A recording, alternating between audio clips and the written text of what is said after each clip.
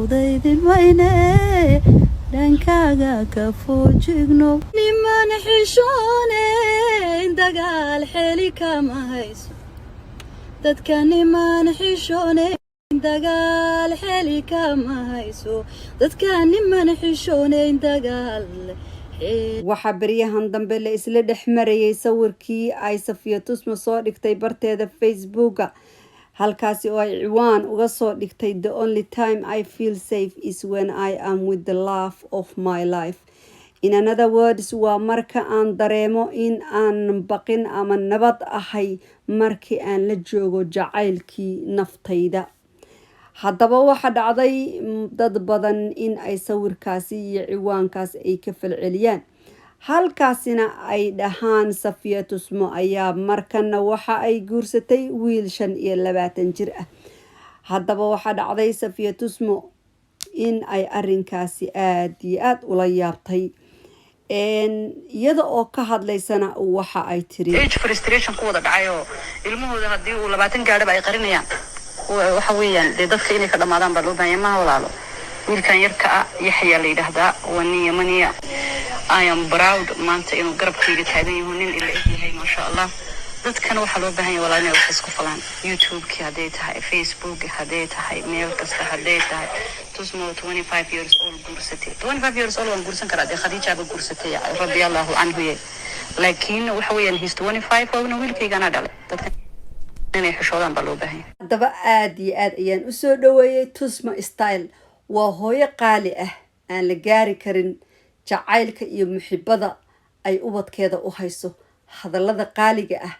ay soo boosti garaysay run ahaantii waa mid qof kasta ah taabanaysa waxaan filayaa in hooyooyin badan ay soo dhigi doonaan baraha bulshada iyaga oo ku taageeraya Safiya Tusmo sawirka ubadkooda da'du waa number ubadkaaga ku faan dadku waxyaalaha badan ay ku dhaliilaan Soomaalideena waxa kamid ah da'da in aan ka cararno da'da in laga cararo ma aha da'da Ilaahay baa ku gaarsiiyay cimrigan waa in aad ku faanto waxa aad u la yaab badan dadka dhaliilaha soo jeedinay oo rabay in ay u soo galiyaan Safiya Tusmo yacni wiil dhalinyaro ay guursato of course way guursan kartaa wiil dhalinyaro ah iyada oo intaas wiilkaas la eg haysata 25 jir haysata ay 25 jir aroosi kartaa waxaad moodaa marka qofku caan ku yahay in ay hadal haytiisu badan tahay si negative iyo positive ba ah balse waxaad moodaa Safiya Tusmo eray kasta ay soo dhigto picture kasta ay soo qorto iyo hees kasta oo ay soo qaado in microscope lagu eegayo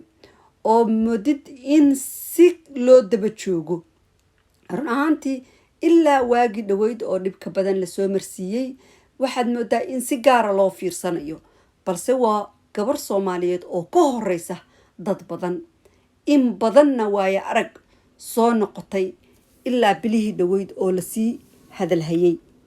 aad iyo aad baan Safiya Tusmo u salaameynaa hooyo qaali ah baa tahay and we love you taageero weyn ayaana ku nahay asxaabay fiidiyogeeni maanta intaas ayuu ku egyahay intaan fiidiyogan mid lamid ah ku kulmeynana waa saharsahan oo idin leh like ta hanaga ilaawinina asxaabay like free bay tahay lacag idin kama gadna fiidiyoga hada iska furtaan iska like gareeya fadlan share tana noo dhaha meel kasta noogu share gareeya aad ba u mahadsantihiin wassalaamu calaykum waraxmatullaahi wabarakaatuh love you all bye